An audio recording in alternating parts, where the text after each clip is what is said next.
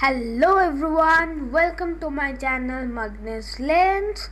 So this is my first YouTube video. So if you like the content, please like the video, subscribe to my channel and hit that bell icon to turn the notifications on.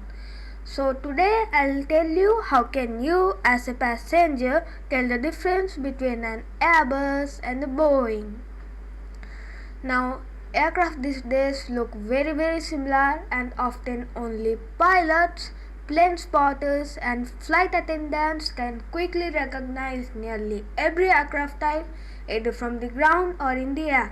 But it's very hard for the rest of us who love aviation but don't spend hours studying the differences.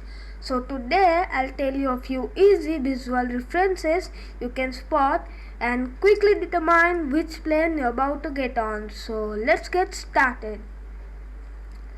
First comes the cockpit windows. If you see the cockpit windows of an Airbus and a Boeing, either from their short hole or long hole fleet, you'll see the difference. Specifically the side windows. Now if you see an Airbus, its side windows end in a right angle and are almost square in shape. But if you see a Boeing, its side windows converge in a V shape. Boeing's cockpit windows are more angular than the Airbus. Second, compare the airplane nose. Airbus has much rounder nose in comparison to the Boeing's pointy nose, which from a side perspective is almost in the shape of a triangle. Now aerodynamically, one is not better than the other, it's just a coincidence that helps us to spot the difference. Now if you want to compare some specific aircrafts like from the Airbus A320 family and the Boeing 737, just look at the engine shape. Airbus has perfectly circle engines, but a Boeing 737 doesn't have so perfect circle engines and are almost flat at the bottom. Now the Boeing 737 has very low ground clearance compared to an Airbus. Now due to this low ground clearance, Boeing had to redesign his new Boeing 737 MAX. But Airbus did not have this problem with its new Airbus A320neo. In fact, the higher ground clearance allowed it to use much larger engines. Now if you want to compare an Airbus A330 with a Boeing 777, just remember this. A Boeing 777 has 3 wheels and an Airbus A330 has only 2 wheels. But don't confuse it up with the Airbus A350,000, which also has triple wheels. To compare it with the Boeing 777, just look that the Airbus A350 has its famous 15-degree curved circlets, which a Boeing 777 doesn't have.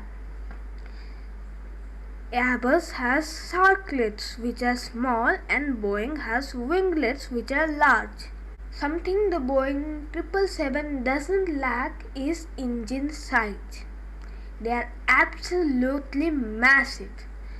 Now the Boeing 777X is going to take off into the skies with the largest aircraft engine ever produced in the aviation history. Just to give an idea, the fuselage of a Boeing 737 can fit inside the engine of a Boeing 777X.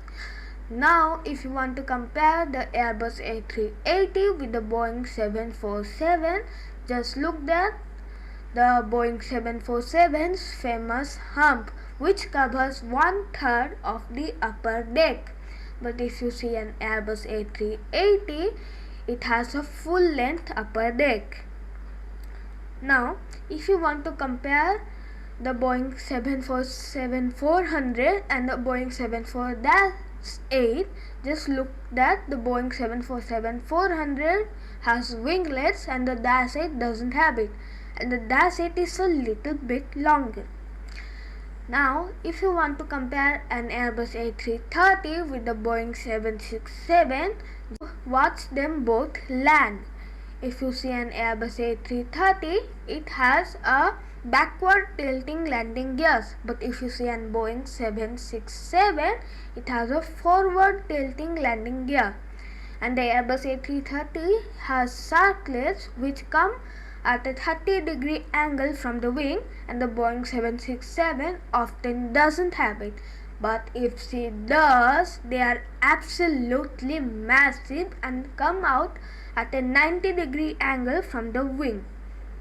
Now if you want to compare the Airbus A350 and the Boeing 787, just look at the Boeing 787's engine, which has these famous chevrons.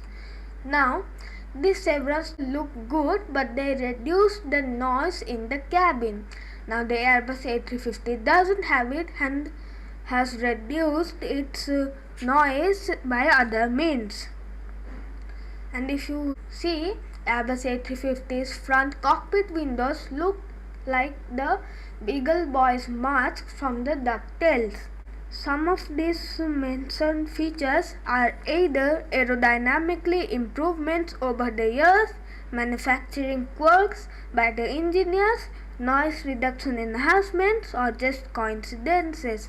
So remember couple of those little tips I have just given you, and you will be well on your way to compete with those super knowledgeable plane spotters, and maybe even the next time you go on a holiday you can impress your friends and family with this newfound knowledge.